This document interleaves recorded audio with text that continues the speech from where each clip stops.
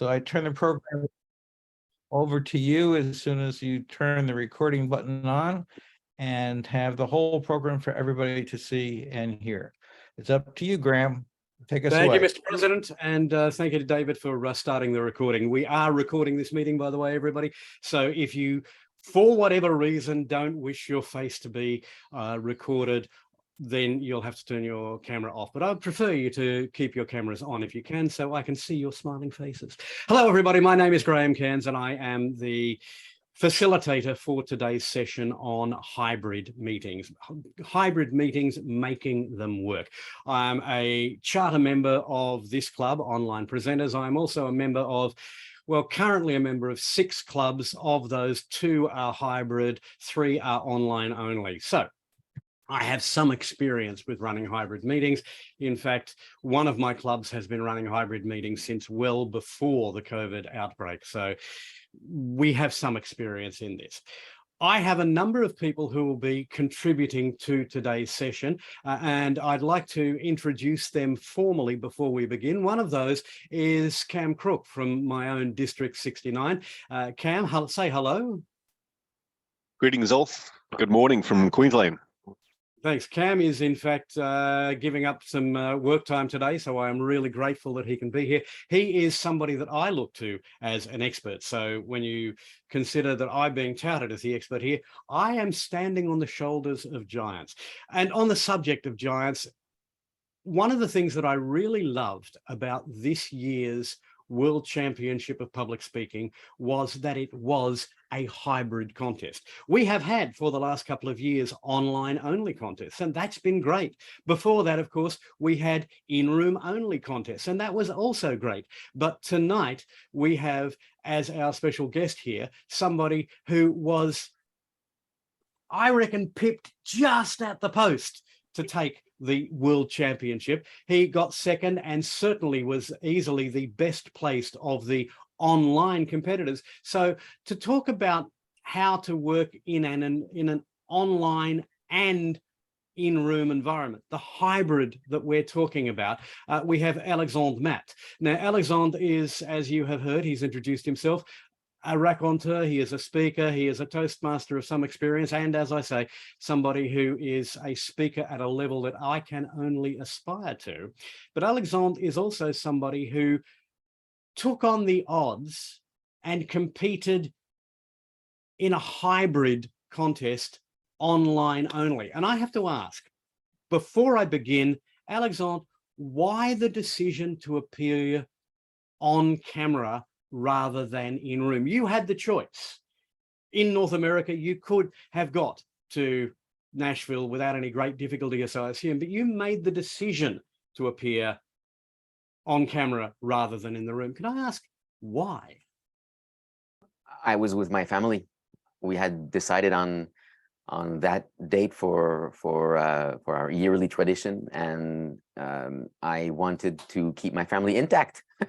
So rather than miss the annual gathering for the first time ever, I decided to stay with them. So instead of missing the whole week, I missed well, 1 or 2 days while I was presenting. By doing that, you took a risk. Now, there is no doubt that you took a risk. And it's interesting that of the 8 contestants who made the final, 4 were online and 4 were in room. What was that like as an experience? And we want to talk about hybrid, but we want to talk about your experience specifically first. Sure, yeah. And when we get to hybrid, I can tell you why it wasn't really hybrid, or why it wasn't truly hybrid. For my experience, yeah, it was a risk. And I think most people believe that we were going to be at a disadvantage because we didn't have that proximity to the people who were in Nashville. But as soon as I learned, and this was probably 2 days before the semifinal, as soon as I learned that the camera in the room in Nashville was fixed, I thought, oh, well, maybe it's better that I'm online. It's only later that I saw the true impact of really being online and being able to control everything, including any colors that I have behind me. whereas the participants in person didn't have that control, and for some of them they did not appear well. We saw them very small. I was ready to go at bat for them so that they could have a better experience, and so people online, because the audience online also wasn't able to see people, the on-site participants very well. You saw them full body from head to toe. It wasn't a good experience. It wasn't as good an experience as it could have been for the online audience. You've been a little critical of the World Championship hybrid experience. You've pointed out that it in fact wasn't hybrid in the sense that we would like to consider, where all those in the room get the same experience as those on Zoom and vice versa. I've spoken to one of those behind the semi-finals, not the actual finals. I can't comment on those, but I've spoken to one of those who was involved in the semi-finals, and she was saying that was an issue that they were aware of, but they couldn't see a way around. Now, you've run hybrid events for storytelling, for example. What could have been done differently that would have made a more equitable experience for everybody? Well, to make it more equitable, first, I mean, we could argue that just from the statistics, it was an advantage to be online. So fix it by having a camera that follows the speaker. That's very easy. That should have been done from the beginning. But for the online contestants, how to make it more fair for them, I understand the technical aspects, and I did experience it when we were doing the interviews. So this, I pressed the headquarters, I pressed the staff to see why can I not see the audience? Because that was our disadvantage. We could not see nor hear the audience. And the final answer was because there's a delay up to 2 seconds. So if I say something that is funny, I won't see the audience laugh right away. I will see the reaction 2 seconds later. So maybe I think that it's not funny. I keep talking, then I see the reaction. So I can understand why this year we could not do that. It might have made the experience worse for the audience as well as for the speakers who were online. But I mean, we're speaking online now, and the delay is not as big as it was. So I believe it's the way that it was set up in the room. It's a little technical, but I think it's important for our discussion. We were not directly communicating by Zoom with the meeting on site. We were connecting through Zoom with a feed from the audience on site. From Nashville. So in other words, Nashville, the video feed and audio feed goes through one machine, and then that goes through maybe another machine, so that the technical aspect, so that it looks and sounds good, and then it goes into a third machine for Zoom before it goes to the internet and then comes to me. And then the other way around, so that I can communicate with them. So that increases the delay. If it was a direct communication, the delay would not be as big, and maybe we would have been able to see and hear the audience. I think this is something that should be tested throughout the world. We have more and more hybrid meetings going on and events, and if we can show the world that it's possible to have a more immersive experience for the audience and for the speakers, then maybe it will change for the World Championship as well. Talking of that immersion, I have to say I've never actually seen a World Championship of Public Speaking live. I've only ever watched it on the big screen via the internet from my home in Australia. And so the experience that an audience in the room gets is different to the experience that those of us online are getting. We'll talk about how to actually improve the hybrid experience, but as a speaker, are you aware when you are speaking in this sort of environment that your audience can't actually respond the way that an audience in the room can? That they can't stand and cheer, or at least you won't hear them if they do. Right. And there are two, when it's hybrid, there are two different audiences. That's why at the beginning of both my speeches, I say my friends online and my friends on site. I want to recognize that it's a different experience for each of those two different audiences. And it makes it an even bigger challenge when you realize that. Because if I'm online and all of the audience is on site, then I can play with them and ask them to stand up and make whatever you would do to an in-person audience.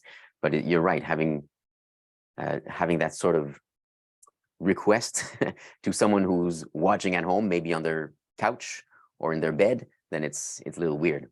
And if you don't see them, it's even harder. See, now that I can see everyone who's got their cameras on, I can see your reactions almost instantly. Oh, and I see that John from I was going to say my home district. I suppose my old district is there and saying hello. So I can have a good interaction with you because I see your faces, even if I try to concentrate on this camera. And as Angela says, did you say make love with your camera? Something like that. I'm having fun with this camera, but I'm looking at everyone through the corner of my eye and occasionally glancing at you. I may be going farther from your question, Graham. That's all right. The thing about interviews is that the subject is the person who gets to decide where it's going. But I will bring us back to hybrid. You're talking about delivering in this environment, which is essentially like a webinar where you know that everybody is online.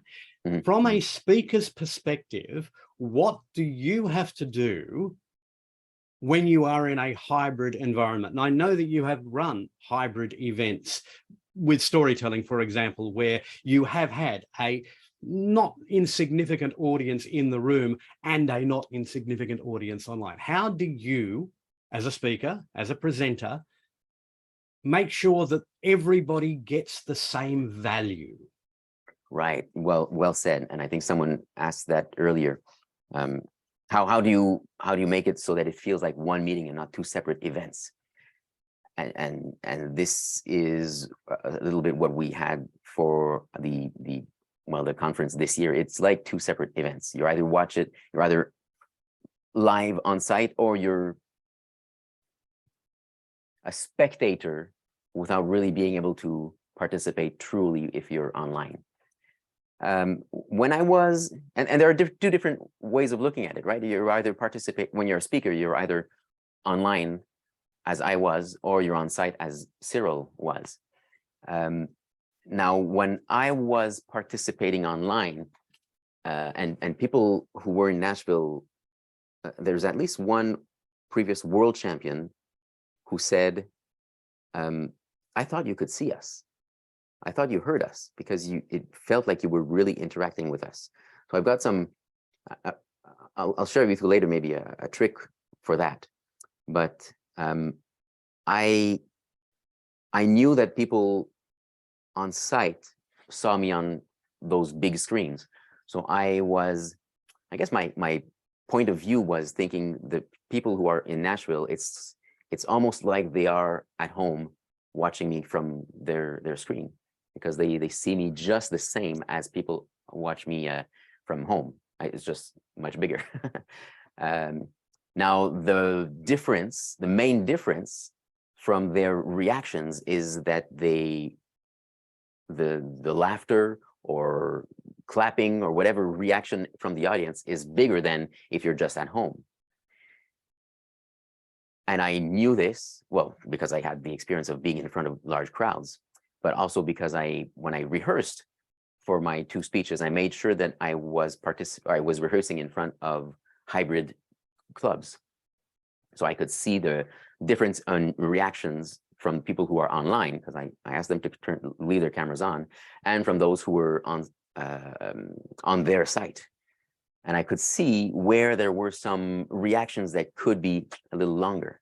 So by rehearsing about 20 to 30 different times, I guess I had in my mind those reactions. They sort of stayed in my memory, right? So when I did something either funny or very thoughtful during my speech, even though I didn't truly see them, it's almost like I could feel them. So it's difficult to describe in words, but it was a feeling that I had, that I believed I was really reaching them. Excellent. All right. So that was the International World Championship experience, which, as you say, is different to the experience that you get in a hybrid club. When you are competing, or when you are performing, when you are delivering in a hybrid club, how important is it to get that instant feedback from the people on those 35 or however many little screens in front of you? Well, to me, it makes a whole difference. And I especially noticed this when I started doing workshops for children in schools. When we first started going online, because all the schools were closed, first I said, no, it's impossible. Telling stories to children and asking children to interact with us online, it will never work. But when we saw that the situation was going to last more than a month, we tried it out, and it actually was surprising how the kids were able to concentrate and interact with us. And at the beginning, most of them had their cameras on, just like I'm seeing here. Now I see, what's this, 6 x 5, 30 different faces. So this is what I saw when I gave these workshops when we started going online. But near the end of the school year, the tendency was to keep the cameras off, and it made a huge difference in the way that, in the energy that I had. And I see it not only with children, but I see it with adults. If suddenly everyone were to turn off their cameras right now, and you know, it wouldn't feel right. Something would be off. So I'm very thankful that most Toastmasters keep their cameras on, because sometimes in a work setting or any other meeting, the tendency is to keep the cameras off. So for me, it is important, because I give an occasional glance just to see if people are still paying attention, right? Because if they're not, then there's something that I need to adjust. Whereas if I don't see them, I have no idea how I'm doing. All right. Oh, you mentioned work experience. You've spoken about Toastmasters, you've spoken about storytelling to children. Let's take a look at business. The use of hybrid meetings in the business environment. Have you had much experience with that, and horror stories or things that have worked really well for you? Well, not much experience. I did share with you and David the video of a conference that we did. It wasn't actually the AGM for the Storytellers of Canada. So that's the most, I guess, business experience that I've had for a hybrid meeting. Although I could mention, you know, it is technically hybrid if I'm the one online and everyone else is in a class, for example. So there was, I gave a 1-hour talk to schools in Terre-Neuve-et-Labrador, in Newfoundland and Labrador. About 20 different classes were online, and so and apart from that, another, I guess, 10 teachers were also online individually. So I had about 10 faces and 10 to 20 classes. So I don't have any horror stories, but and I had a great experience doing that, because I could at least see and sometimes hear their reactions. But because there were 20 classes and 1 camera per class, I could barely see the children, the faces of the children. So it wasn't very easy to know if they were into it or listening or having fun or not. So one thing that I did try to do was to make them move to see if they were listening and if they were active. So that did help. So that's something very interesting, right? Because that's when we think of hybrid, we usually think one site with a group of people and then other people individually at home. But sometimes it can be like I did in Newfoundland, having many different sites with many people in each site. Cool. We're running out of time for you, and I do know that you have another meeting to get to. So this is the free kick question, which as a journalist, I always give anybody that I'm interviewing. Is there anything else that you really want to add, a point that you want to make that we haven't made so far that you'd like to get across? Yeah, there is. And it's not a point as much as a reflection or a question. I know that a lot of Toastmasters clubs are considering or starting to go hybrid. There have been discussions on the official members Facebook group that some clubs are just not able to do it. So they either stay fully online or they decide to go fully in person. And I think that's very fine. I think that's okay. And I do believe that that might be it might be preferable. Not every club needs to be hybrid. If it doesn't work for you, either go one way or the other. Some clubs will work better in person. Some other clubs will work better online, and others will be able to do the hybrid route. Do whatever works best for your club. My clubs have made the promise to go hybrid for our members who are out of town, but I also noticed that we haven't started going in person or hybrid yet because we like being online. It's so much more convenient. So maybe that's just the way that my two clubs are going to work. So it's this new volonté, the will to go hybrid. You don't have to. Cool. Alexandre, thank you very much for your time. I know that you do have another meeting to get to, and I am so grateful that you have taken your time to be with us. And you're welcome to stay, by the way. Don't feel that I'm throwing you out, but we will move on. But thank you very much for your contributions. And I look forward to next year when you win the World Championship. Thank you, Graham. Well, I'm going to stick around for maybe 20 more minutes. Fabulous. Fabulous. Thank you, Alexandre. Thank you, Graham. Alexandre is our first presenter here today. Now, a little later, we'll be talking to a colleague of mine here in District 69. And by the way, Cam, be prepared for a couple of those same questions, particularly relating to hybrids and business. But before we do, I'm actually going to present, well, there are a couple of experts from around the world who I invited to be part of this presentation, but quite frankly, they couldn't make it because it's stupid o'clock in the morning. In one case, it's 1:30, and the other, it's 3:30. And so I quite reasonably didn't expect them to be here, but I have spoken to them and they have graciously given me access to some of their video material. One of them is Markus Seppälä. Now, he's from markuspresents.com. Markus Presents is his website where he talks about all sorts of things, from running hybrid meetings to being a stand-up comedian. Well worth checking out. Markus has a video which he presented relatively recently, hang on, there we go to screen share.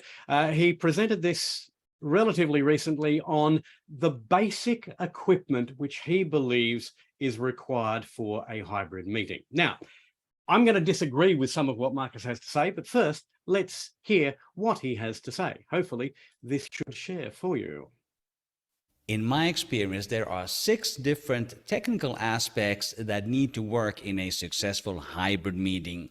Number 1 and 2 relate to audio. The participants in the room should be able to hear the online participants, and the online participants should be able to hear the in-room participants. Number 3 and 4 relate to video. The participants in the room should be able to see the online participants, and the online participants should be able to see the in-room participants. Number 5 is the software that runs the meeting, like Zoom, Teams, or Google Meet. And number 6, which may be the most important requirement, is that you have a stable internet connection. If your budget allows it, I recommend using a conference speakerphone like this one. This is the Callisto 7200 from Poly. I can connect it to my laptop either with Bluetooth or with the USB cable that comes in the box. This Callisto 7200 currently retails for about $200. The benefit of using a conference speakerphone like this is that it handles both audio in and audio out. The device has several microphones that will pick up the voices of the in-room participants and broadcast that to the online meeting. It also has a built-in speaker that will make sure that people in the room can hear the participants who are joining online. In my first few hybrid meetings, I used a wired lavalier mic and a Bluetooth speaker, all connected to my laptop. If you want to try a setup like this, make sure that both the microphone and the speaker are connected to the same device. In this case, it's the laptop.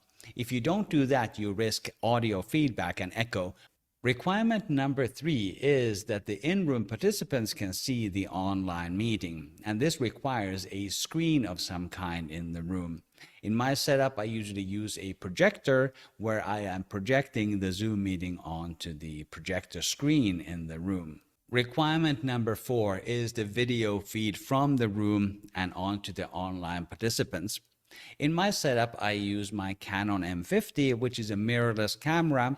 I've mounted it on the tripod, and then I've connected it with a USB cable into the laptop. In my setup, the Canon M50 is my primary camera, and it is directed towards the stage where the speaker stands. It's also connected to the laptop, and that means when I activate speaker view on Zoom, it's going to pick up that view from the stage. In my setup, I also have a secondary camera which is directed towards the audience so that the online participants can not only see the speaker, they can also see the audience in the room. Requirement number 6 for a successful hybrid meeting is a stable internet connection. Initially, I thought this would not be a problem. I assumed that everywhere there would be stable Wi-Fi, but this is not always the case, at least in my experience. Sometimes you will have to deal with a low capacity internet connection, and one of the things that you have to be ready for is to downscale your setup.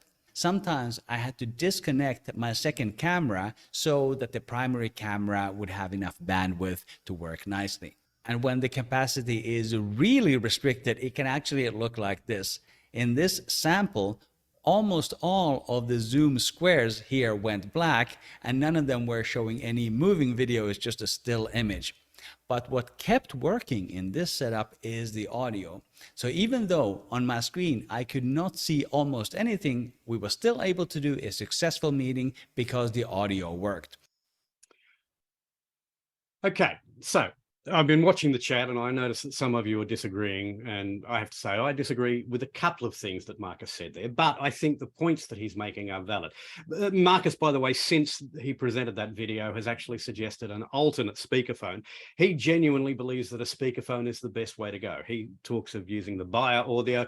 I actually have a different suggestion, and that is a wireless microphone and external speaker. Now, for mics, you can go for something like the Rode Go, which you'll see a little later in a video. Now, there's a gorgeous Wi-Fi microphone that costs about $200 US, and you can go much cheaper than that as well. This one here, for example, cost me the equivalent of $40 US. I bought it on Amazon. It is a clip-on wireless microphone that plugs straight, the receiver plugs straight into your laptop using a USB connection.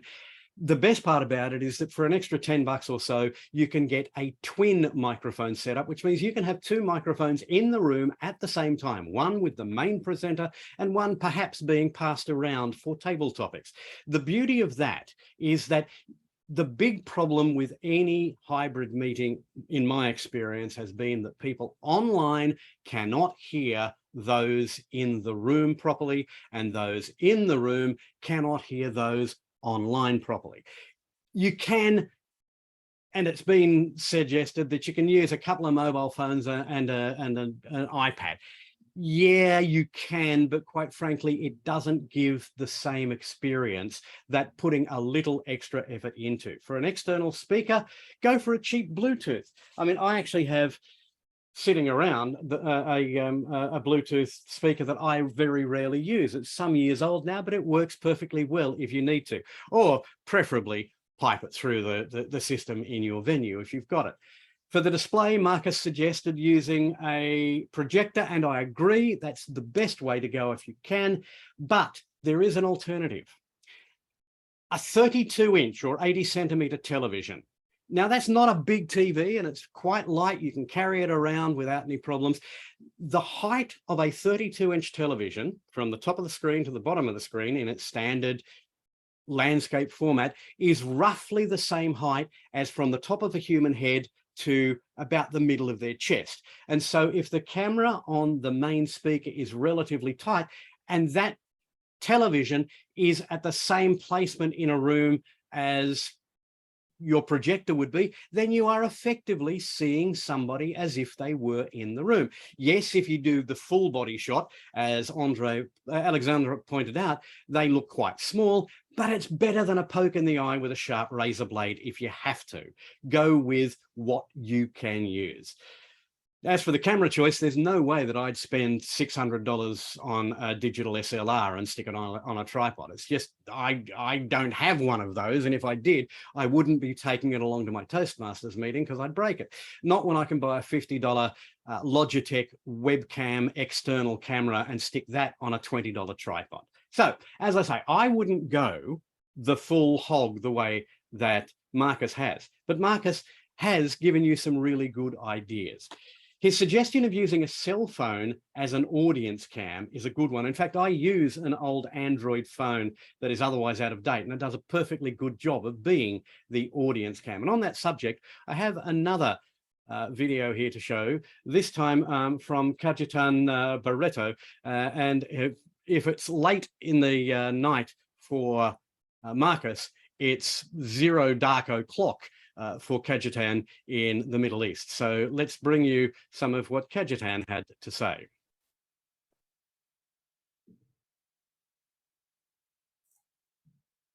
What I do is when I'm having a club meeting, I just put a mobile like this, put it in selfie mode.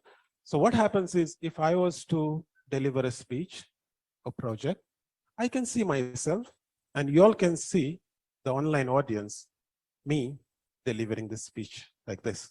Now, whether it's a mobile or a professional camera, that's another story. I like mobiles, you know why? Because they have everything built inside. But if I was to place a camera, how would I put it in the Zoom meeting?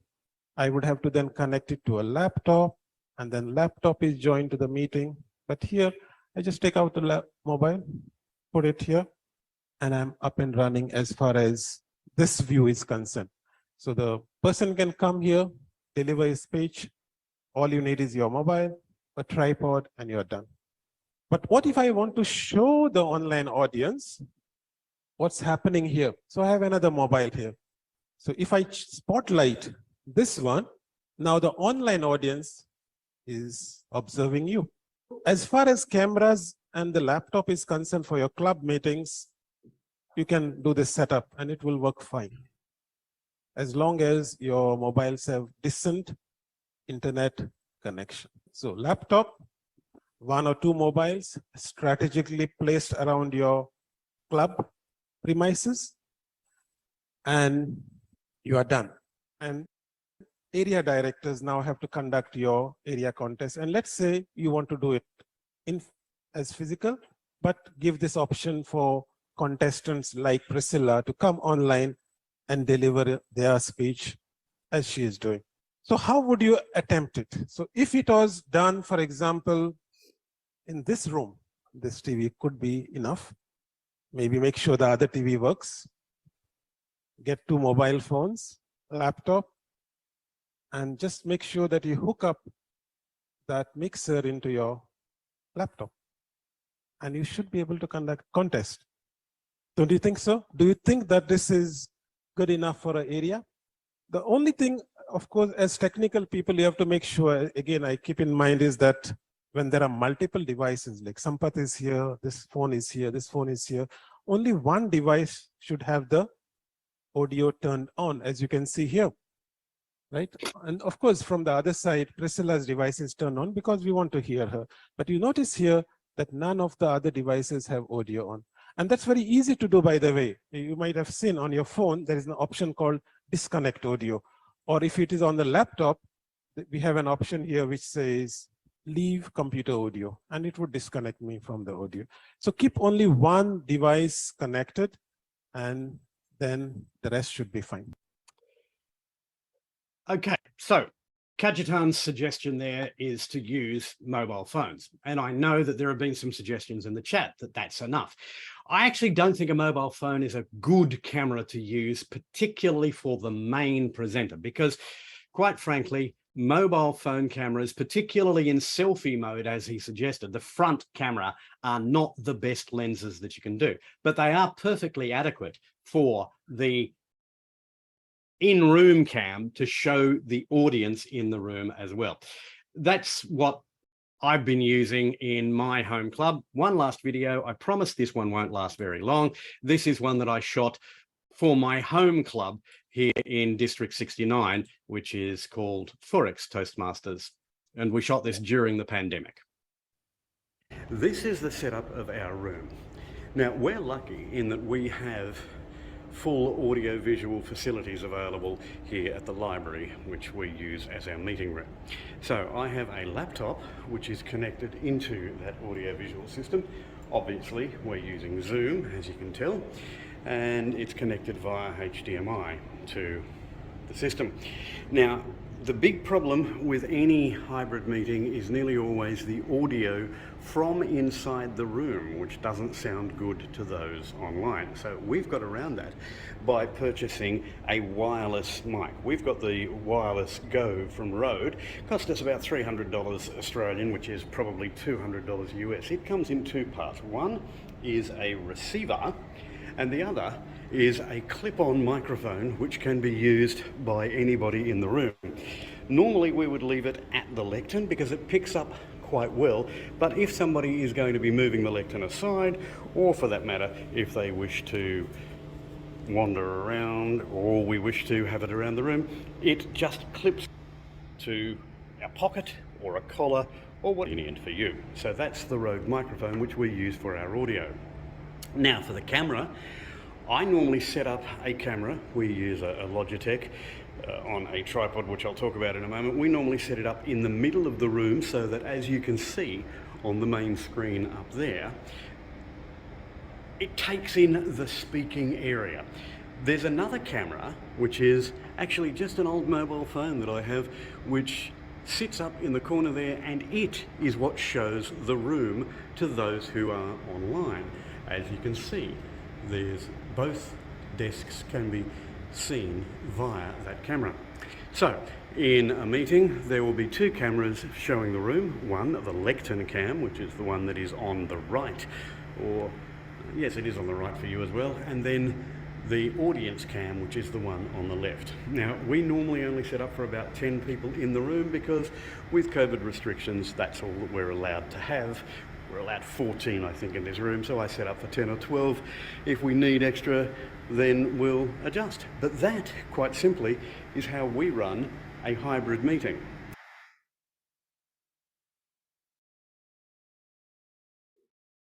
Unmute yourself, Graham, always a good thing. So, that last video was not the most professional, but it gives you some ideas. Those are all different ways that you can set up for a hybrid meeting. The thing about the setup that I had there is that I think that's a more common setup for a Toastmasters meeting. Rather than being around a single room in the table or scattered tables all over the room. Most of the time, we're set up in the U shape. That seems to me to be the pretty standard for how an in-room Toastmasters club is set up. Certainly those Toastmasters clubs that I've seen in England, in Australia, and in the United States. So there are different ways of doing things. And that's one of the points that I wanted to make above all else, that there is no one size fits all solution. What works best for you is what works for you. Alexandre made the point earlier. If your club doesn't need to go hybrid, if it is happy to remain as an online only club or happy to remain as a face-to-face club, then there's nothing wrong with that. If, on the other hand, you want to go hybrid, there are various ways of doing it. I should tell you, by the way, that that last club that I was talking about, the Forex Club, the reason that we are a hybrid club, and this predates COVID, is because we meet in the middle of the CBD at lunchtime on a Friday. Now, anybody who's ever worked in an office in the city on a Friday knows that quite often the boss will dump a whole lot of paperwork on your desk at 9 o'clock on Friday morning and say, I need this done by 5 o'clock this afternoon. Now, if you're going to take an hour and a half out of the middle of the day to go to a Toastmasters meeting, 15 minutes to get down to the meeting, an hour for the meeting, 15 minutes to get back, you know that that's not always going to work. Whereas if you can just log on at midday, stay for the meeting, log off and get back to work, maybe even eat your lunch while you're doing it, then it works. And so we decided to go hybrid because it worked for us. It may not work for you. Whatever your decision is, do what works for you. Of course, where it gets complicated is when you have competitions. District 69, my home district, has made the decision, as I believe have many districts around the world, that all area, division, and district contests this year must be run as hybrid meetings. That is, you can run a face-to-face contest, but if any of the contestants wish to compete online, that option has to be made available to them. Cam Krook is, as I mentioned at the beginning of this meeting, somebody that I look up to as being a technical doyen, somebody who runs things much better than I do. He's the guy who actually tells me, no, Graham, that's not going to work, or the reason that doesn't work is. He's also been in a couple of clubs with me. He's been an area director. He's been the past public relations manager for District 69, and he joins us this morning. Good morning, Cam. Good morning, all. It is indeed morning. It's 10:30 on Tuesday morning here in Queensland, Australia. So, Cam, let's take a look at best practice for hybrids in club meetings and best practice for hybrid meetings for contests. We'll start with club meetings. You've been involved with a couple of clubs that are hybrid. Anything that's come up in either Markus or me or Cajetan that you would disagree with violently? Look, I don't disagree violently with anything. I agree with everything and disagree with everything too, because to take your point, the equipment you use depends on quite a few things, not least of which is your situation. Your situation might be 8 people sitting around a conference table and some people online. It might be more of a classroom size with 20 odd people, a theatre with 50, or a conference venue that I've done recently with 100 and more recently up to 2,000 people. So the equipment you're using and what's built in and what you have to provide and what the capabilities are of your online users, that they might have no IT literacy at all, they might be experts. It really depends. So that's why I say I agree with everything and disagree with everything. All right. I wasn't going to take so much of a best practice for that reason, but I did want to talk about 3 key principles which aren't very technical, if that's okay. Cool. Indeed it is. Look, I might just start by saying the reason online meetings and hybrid meetings here in my state of Queensland is so important is because Queensland is within District 69, which is 3.7 million square kilometres or 1.5 million square miles in size. It takes in several states. So the online and hybrid meeting situation is very, very important. I think, as Graham alluded to earlier, coincidentally or very luckily, we happen to be experimenting with online meetings long before COVID. Because of our tyranny of distance, we have a club which is 2,000 kilometres away from the next closest club. So for them to attend on-site club office training is nearly impossible. So we started to provide online experience and training. It also meant that when COVID did hit, my own home club, I think I've never proven this, but may have been one of the earliest to go immediately online because we were all geared up right at the beginning of 2019. So anyway, that's why it's so important to us. A little bit about me. I do work professionally in information technology. My specialty is a business systems analyst and agile trainer and consultant. So yes, I do have a strong IT focus.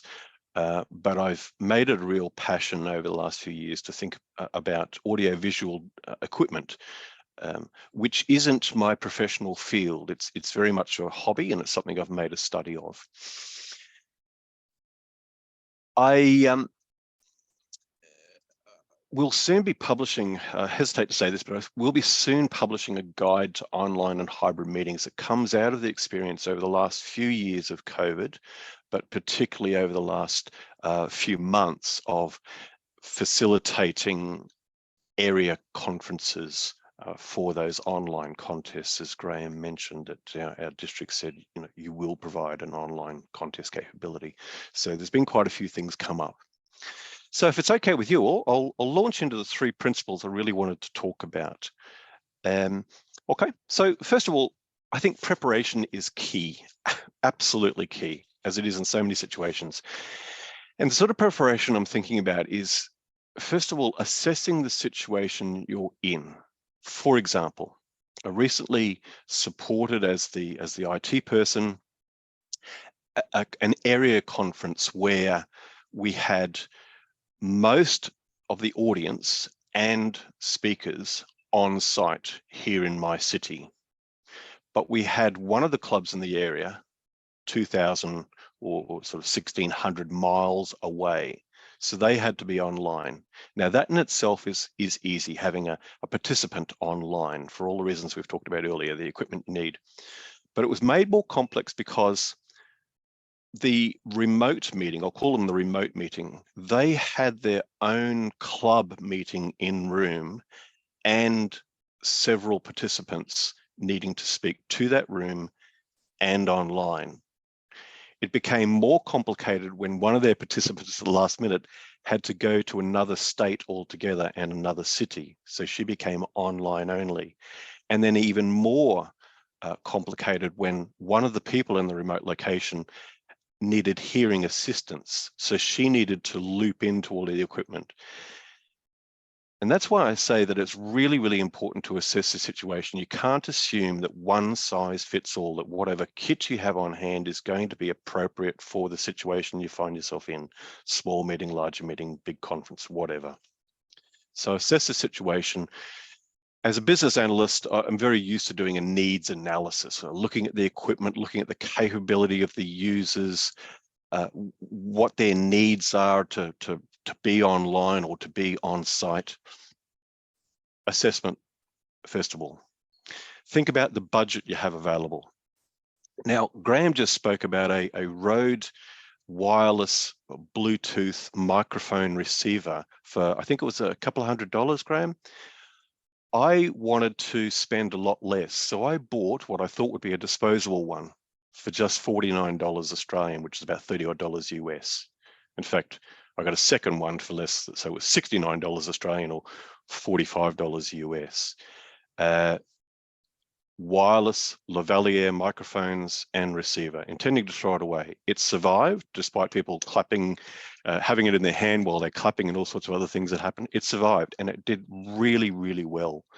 We just had a sergeant at arms clipping it onto each speaker as they went to the stage, and then my receiver was plugged straight into my PC.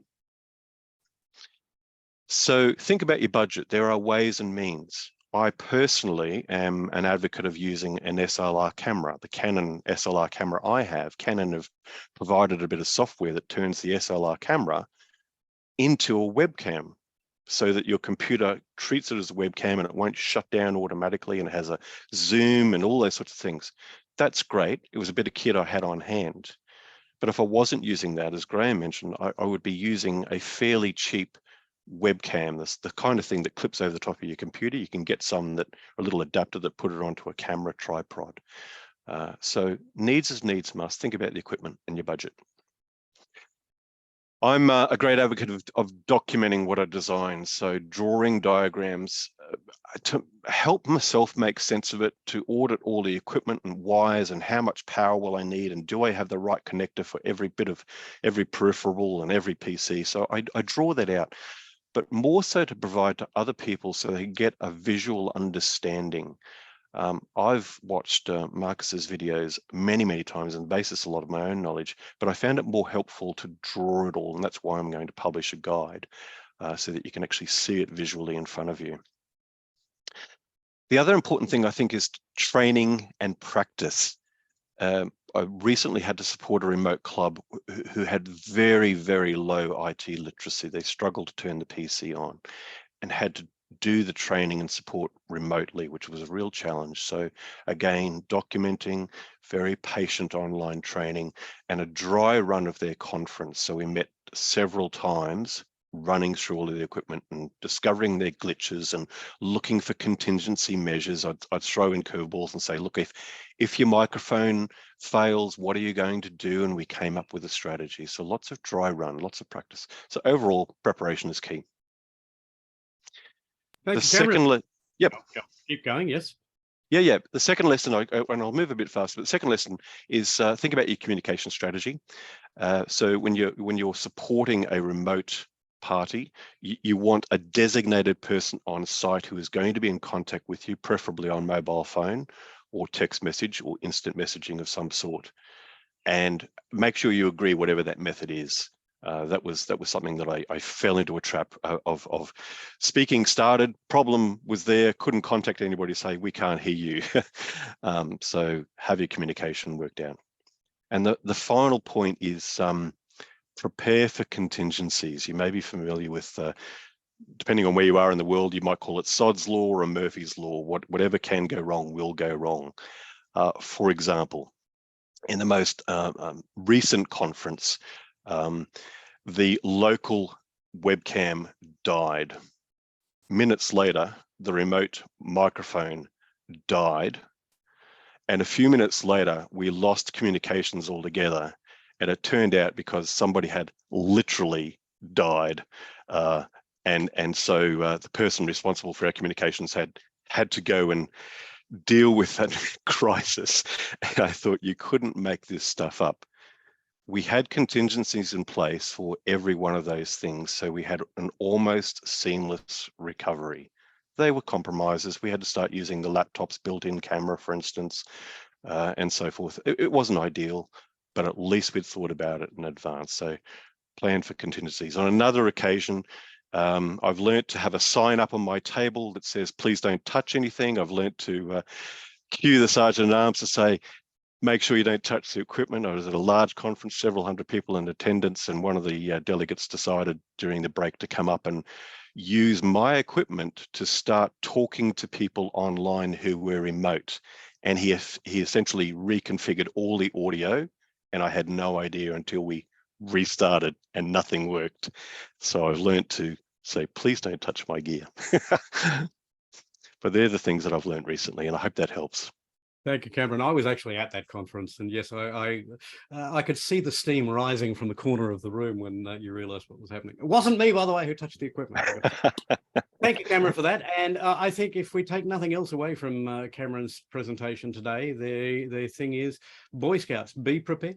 Think about what could go wrong and how do you work around it if you're going to. I was at a contest the other day. I was a judge, where one of the contestants was remote. And they were sufficiently remote that they could not get a video connection to the meeting, but they could hear the test speaker for an evaluation contest on a mobile phone. So I shoved my mobile phone next to the speaker. They could at least hear the contestant. They didn't win, by the way. Nobody expected they would win, given that they couldn't comment on the gestures and body language of the test speaker, but at least they gave it a shot. Cameron, I'm going to ask you a couple of very quick questions. One of those in your role as a professional. You mentioned that you do this for a living. Hybrid meetings in a business environment, because many of our members are going to want to know how to best work a hybrid meeting in a business environment where you, for example, have some of your team are at home and some of your team are around the room. How do you make it so that everybody gets the same value from that meeting? Yeah, great question. In fact, today I am working for a client headquartered in my city, the state of Queensland. Now, Queensland is, from memory, I can't remember how big it is. 1.8 million square kilometers, so 750,000 square miles, my state. It's a very big state. I understand Texas fits into it a few times, to give you some scale. So the project is whole of state. So remote video conferencing is not an option, it's a necessity. Now, yes, we have corporate equipment, but each person only has a laptop, and they have dreaded Teams. By the way, I hate Teams. It's so poorly architected. But anyway, they have Teams. So the keys are the same: preparation. Before an important workshop, I will contact the attendees, particularly those who will be participating actively, and just practice with them. They're not always aware of how to mute and unmute themselves and how to synchronize their operating systems, camera and microphone settings with those of the application software. They're not familiar with that stuff. I don't expect them to be. So we do a bit of a dry run, we do a bit of a practice, bit of a gentle training. Maybe I'll send them some notes. Preparation is key. The other thing in that work situation is visual is key. So I regret not having some props to show today. I didn't think we'd have time, but I certainly make use of applications like Miro. Miro, M-I-R-O, is free online visual tool for mind mapping and process modeling and all sorts of things. And it's a collaborative tool, so multiple people can be using it at the same time. So all sorts of software tools like that encourage collaboration. We are hardwired for in-person communication, and online is always a compromise. It's not as good or as effective, but you can get jolly close with the use of technology and the use of software tools to augment the experience. So again, think through, and if you're not sure, if you don't have the knowledge, reach out. There are so many people I find around to help and give advice, turn up and support you. Thank you, Cam. I know that you have another meeting that you are actually supposed to be at with a client Indeed. today. So I'll say thank you and let you go now, but unless there are any specific questions for Cameron, show of hands, no. All right. Thanks, Cam, for that. I thank you once again for this. And literally, Cam gave up paid work with a client and asked the client to shift their meeting so that he could be with us today. And I thank you for that. So the lessons so far have been: be prepared and fit your equipment to your circumstance. Joni, for example, has been quite vocal about going with the bare minimum. It will get you out of a problem. And I agree that the bare minimum is the bare minimum, and that will work. I prefer a mid-level, as you've seen from what I use. Others prefer to use more expensive equipment. I genuinely have to say this, Cam spoke about buying a cheap camera, a cheap microphone. I got this one on Amazon for, as I say, the equivalent of $30 US. And I am seriously impressed at how well it works. Certainly, it's not as good a quality as my Rode NT, which is sitting next to me, or for that matter, the Rode Go, which one of my clubs uses. But it's also, well, I could buy 6 of them for the same price. So cut your cloth or make your suit to cut your cloth to suit your clothes, however the phrase is. I'm going to call on some of the members of this club and the members of this audience for contributions. First, by the way, thank you to Todd. Todd has put into the chat 3 or 4 really useful guides from Beaconsfield Toastmasters and others on how to run hybrid meetings. And I thank you, Todd, for doing that. Those are something that you should, everybody, make sure that you go and download. But I'm going to ask a couple of our club members here about the hybrid experience and what they have worked with and done. David, one of your clubs is, I believe, is your home club still meeting only online, or are you doing hybrid? No, we've been doing hybrid for several months. We did it for a few months, and then they got scared of COVID, and we went back online. And then, but probably since midsummer at least, we have been doing hybrid on a weekly basis. The only expertise that I will claim is that I've done everything wrong at least once, and so I've been in a number of terrible hybrid meetings, but they were mostly my fault, except for those in the workplace. And one point that I did want to make was that this is worth learning to do well, partly so you can take those skills and pack them up and take them into your workplace and hopefully get people to run hybrid meetings that are a little bit less horrible. Because I think of when my current employer, which has its main office in New York, I'm one of the remote people in South Florida, when they brought people back into the office and they had a town hall meeting, they of course immediately had problems with 2 hot microphones in the room and all sorts of feedback. And at least I could type frantically into the chat, turn off that second mic. Mm-hmm. They had another town hall, so months later, maybe a month and a half ago, where it was set up just kind of casually, haphazardly. We'll invite in the online people and we'll just prop this laptop over in the corner. And so of course we couldn't hear anything. Actually the angle was so that you were seeing the presenter's backside, and maybe somebody out there was appreciating that, but you know, not the most flattering thing for them, as well as not the best experience for the audience. So something you I think a lot of times in the workplace, there is sort of a casual attitude towards hybrid that, yeah, well, we know how to do it. We've been doing Zoom for years, so we know how to do hybrid, and they don't. And maybe we can help to bring them along. Excellent. Thank you for that. Good advice. I will get to something that you just said because I want to raise that, but I have to tell you, my first hybrid experience in a Toastmasters sense was with a club which invited online participation as well as in-room participation. It was just after the rollout of pathways in 2 districts in North America, and there were some clubs which ran hybrid meetings to encourage those of us from far-flung parts of the world to actually get into pathways early. And they used GoToMeetings. And GoToMeetings is, I mean, we've heard people say today that Teams is a terrible, terrible software platform.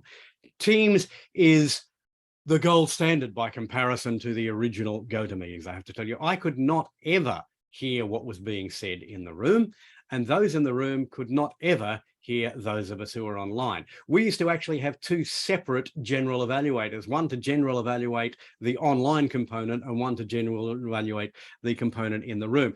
Which brings us to a question from Amar. How do you integrate online and in person in a hybrid meeting so it feels like a single meeting?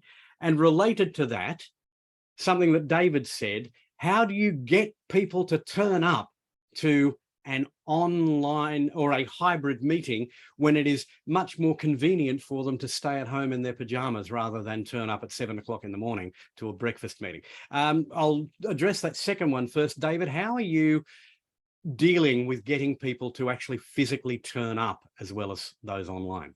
Well, because it is a morning meeting, we definitely have had an issue with people who have gotten used to sleeping in just a little bit later and not getting in the car and coming over. And so they might come in person if they're speaking, but maybe not. And so there were several weeks where I was like, is it really worth it for us to be doing hybrid at all? This is a lot of equipment that we're setting up and things that we're futzing with to try and get it ready. And then there's 3 people in the room and everybody else is online. And it has, thankfully, it has started to balance out a little bit more in recent meetings. We have told people that we would like to see them in the room. And we are doing a breakfast meeting this Friday to try and propel people into the room or attract people into the room. But one thing that's happened in the meantime is we now have a member from China. We now have a member from Poland. We now have our VP of membership is in Idaho. So we're hybrid for good, or at least it would take us a long time, a lot of complication to unravel it. It actually is working pretty well for us. So I just wanted to put in a note for that for people who are talking about maybe hybrid isn't the best thing. It is working out for us over time. Thanks, David. Rosie, you're a member of a number of hybrid clubs. I'm going to ask you that question. How do you try and make those online and those in the room feel like they're part of the same meeting? How do you give the same value to people on both sides of that equation? Thank you, Graham. That's a tough one, isn't it? We do audio and visual very well, because when we first went into hybrid, we actually looked at your information and we went down the roads that you suggested. So we're well set up from an equipment point of view, but what we've done is we've weighted our online, our Zoomers, a little bit heavier, you might say, than our roomers, so that to sort of compensate for them having a better experience. And we're thinking that brings it up to a level playing field for them. The unfortunate part about that is that we've done that so well that our roomers are falling behind, so as to speak. And so we haven't got it right yet, but we thought we were doing it very well with giving our Zoomers just that little bit more agenda time. We had to work on our transitions a lot in terms of tidying things up. But once we got that right, we're happy with that. But I don't know how we're going to reinvigorate the face-to-face side of it, because we're doing the Zoom part so well that our face-to-face just, I don't know. I really don't know what to say there, but thanks for the question. A work in progress, and you all might like to consider that. I will tell you that I just recently ran a hybrid speechcraft course, which was an interesting experience, particularly since the shop has been closed for some months and we haven't been able to get the equipment or get the project material that I'm supposed to have given the speechcrafters. But one of the things that I found doing that hybrid speechcraft course was that I had to give equal time to those online and those in the room. But we always had to make sure, for example, that the timekeeper was online rather than in the room, because an in-room timekeeper cannot be seen effectively in many cases by somebody online unless you have a separate camera just on the light. So it may be a solution to look at what works for you. Are there roles that must be a roomer, Toastmaster of the Day? No, we've had Toastmaster of the Day have been online. We have had Toastmaster of the Day have been in room. It's you need to have somebody who's actually keeping an eye on the chat to let the Toastmaster know. And one of the things that this club, by the way, for guests to online presenters, I will tell you one role that we have in this club is somebody who actually is a chat master. Their job is to keep an eye on the chat and to let the Toastmaster or anybody else who needs to know about stuff that's coming up. The same happens in a Zoom meeting. You need to have somebody who's keeping an eye on the chat who can let the Toastmaster know that, Bill's having audio, can we please go to the next event or whatever. We're just about out of time. It's 10:57. Are there any urgent questions that I have not addressed. Again, thank you to everybody who has posted material into the chat, and there are a number of really good guides there. I see one's just come up from Angela. There have been a number that have come up from Todd. I will be posting the one that is being written by Cam when I get a copy of it, and I got to tell you, it'll be good. He nails down, he dots the I's and crosses the T's better than certainly better than I can. If there are no specific questions that I haven't addressed, yes, Andrew. Thank you, Graham. I just wanted to reiterate one thing, and this comes both from the hybrid environment as well as the YouTube environment. And when you look into the YouTubers and talk about their activities, they rank order the importance of what they control. First, voice. Second, the visuals, including the background lighting, as the two most important in that order. So if you have a trouble with your cameras versus, or you have to make a decision between higher level camera and lighting versus voice, they say stay with the voice. The better your voice, the better your video. And so I think that really applies to hybrid as well. The better your voice quality, the better your program. I just recently went to where I was a judge in an area contest that was hybrid. And I have to tell you, it was horrible because you couldn't hear anything from most people. And so that was a terrible experience. You want to have the highest Toastmaster experience you can for everybody that's there, both in person and at the meeting as well over Zoom. Thank you, Andrew. I did see a hand coming up from, who was that? That was Joni. I do have a question though, as well as a comment. As Toastmasters International, you have demonstrated today, I see how many people said, I have taken notes. President, distinguished Toastmaster Andrew said, you need to have steps.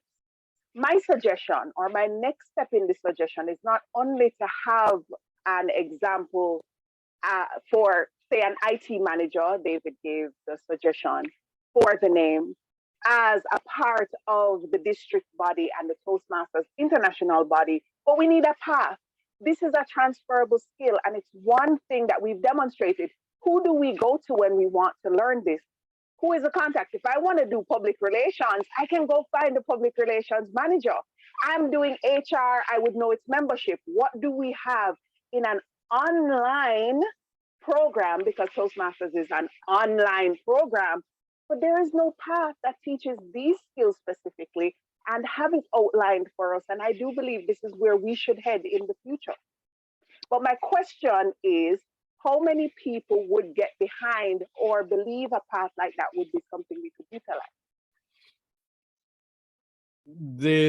That's a how long is a piece of string question that which we can't address here, but I will tell you, Joni, that as I understand it, the process to get a new path written and accepted is a multi-year process. There have been some Toastmasters I know have been working on a storytelling path for at least 2 years, and they're not quite ready yet.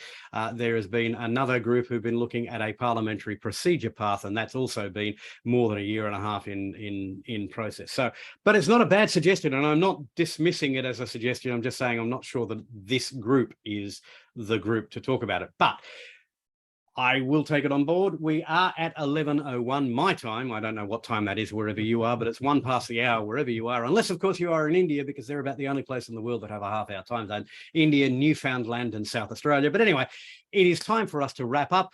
I thank you for your contributions. I'm not shutting the meeting down. There's still plenty of chance for people to ask questions. There are plenty of chance for people to chat, but I will ask David to please stop the recording at this point. I will stop the recording right after I thank Graham Cairns very much, because I put this on the schedule and I came up with the title, How to Do Hybrid Right. It was Graham's job to actually figure out how to present that, and he did a great job. Thank you.